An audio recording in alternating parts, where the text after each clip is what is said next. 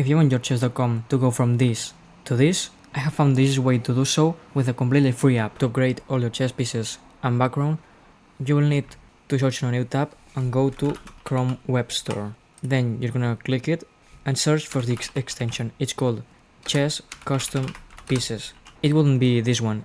You have to search, and it's actually this one, the first one that appears with this gradient pawn. You click it, you put Add to Chrome, and already I have installed it, and I have this cool background, which is a gift, which is not available in normal chess. The station has redirected us to here. This is a forum from the owners, and they are always putting new chess designs and things, so you need to check this out if you want to have the best designs. In my case, I have some custom ones. You will go back to the normal chess.com page and click to the extension. You can put your custom background, board background, and all your pieces. In my case, as I already have a custom design, I'm gonna import it.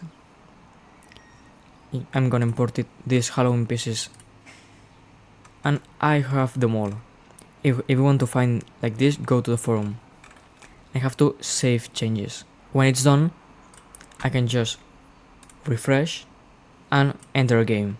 And just like that, here we go, and we have some custom pieces. In my case, these Halloween ones.